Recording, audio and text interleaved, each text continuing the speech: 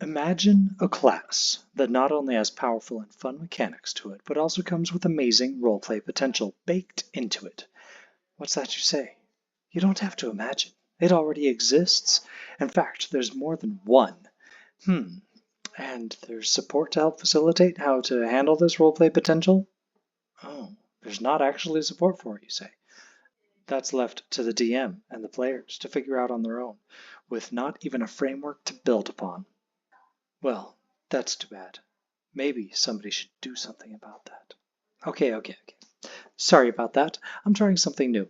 But welcome to Homebrew Labs. I am the Mad Homebrewist, and today I'd like to talk about my issues with clerics and their charismatic, edgy cousins, Warlocks. But first, a little housekeeping note. I realized today that I needed to change a setting on the documents in my Google Drive to give you guys access to the files. I hadn't been checking my emails, just comments, and nobody mentioned it there.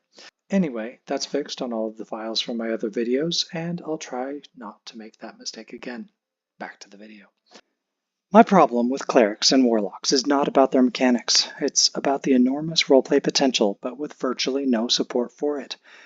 We're not told what kind of things the patrons may want from their warlocks, or that a deity may require of their clerics. I'm not saying that all patrons of the same type, or deities of the same domain, would require the same kind of things, but having some suggestions would increase the odds of the patrons or deities not just getting ignored. Of course, if the player or DM wants to ignore that part of it, that's fine.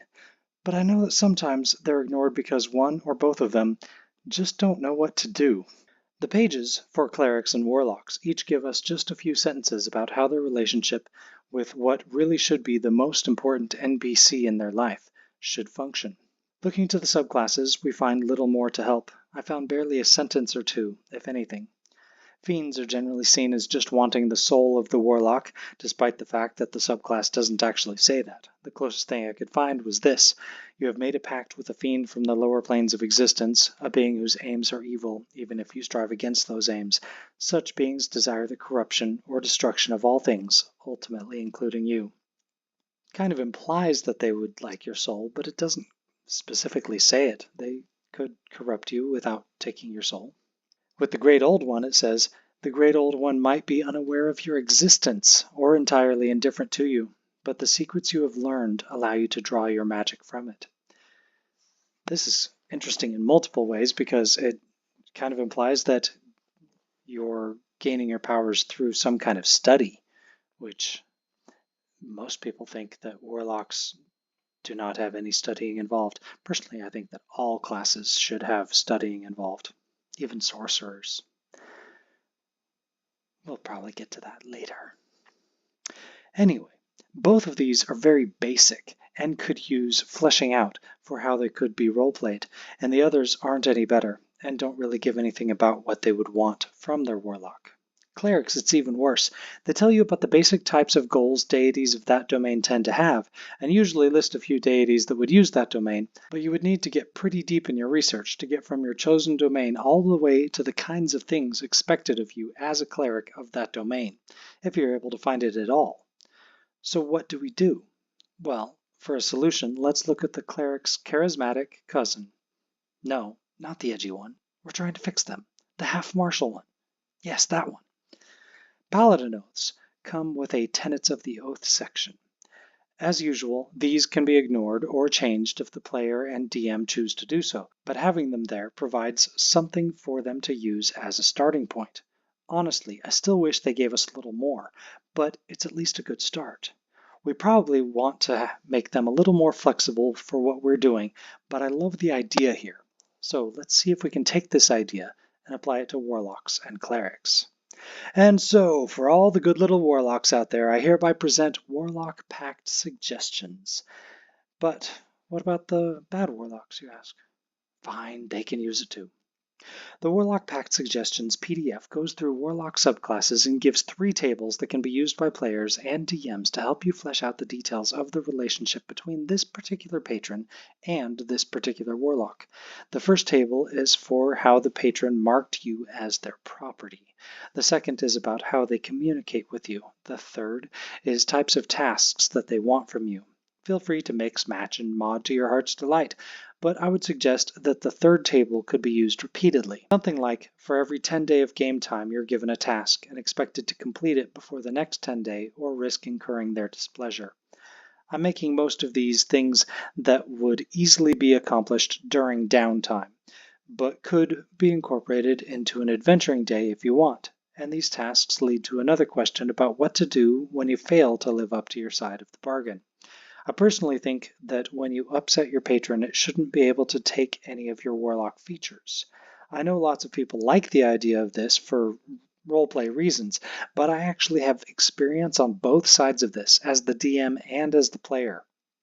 I didn't like it when I did it to one of my players, even though it was always meant to be temporary, and I liked it even less when it was done to me. So I've decided to add a fourth table, with suggestions for how a patron can make their displeasure felt in ways besides stripping away a Warlock's power. It could be anything from sending you disturbing thoughts at inconvenient moments, to having roaches infest your gear, all the way up to sending assassins to kill you.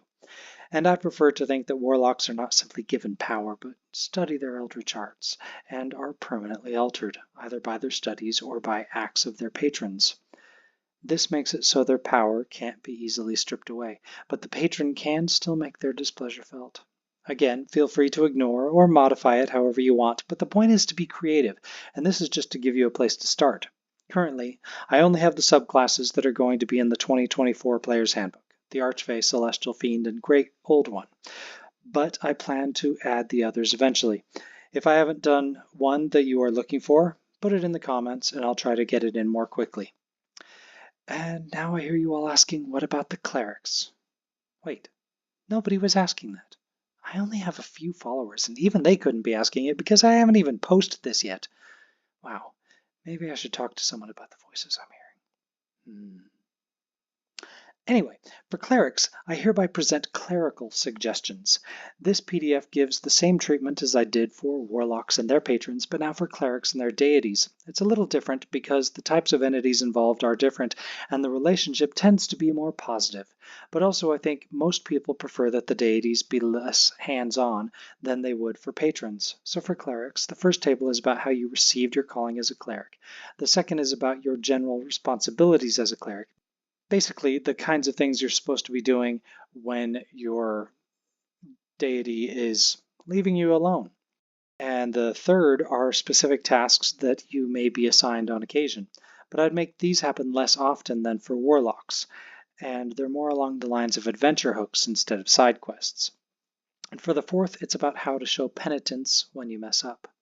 Again, I currently only have the subclasses which are going to be part of the 2024 Player's Handbook: Life, Light, Trickery, and War. I'll get to the others when I have time, but you can put a request in the comments and I'll get it in more quickly. So that's it. I love Warlocks and Clerics.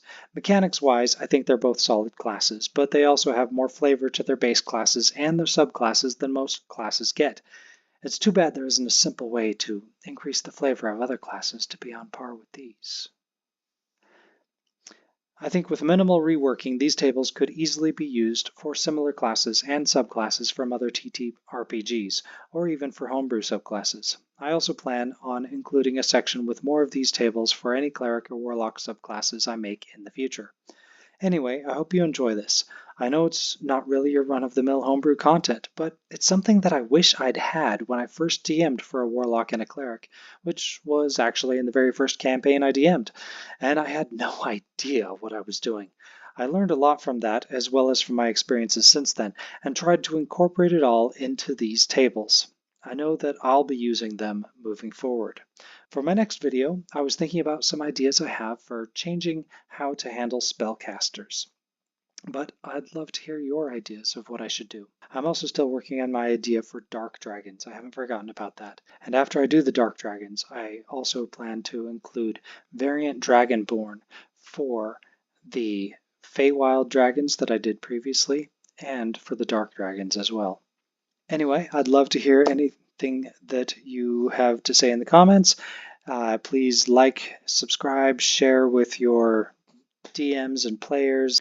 I'm going to try to do a new video every other week for a while, now that we're past the 2 trips I had during the summer. So hopefully I'll see you in a couple weeks.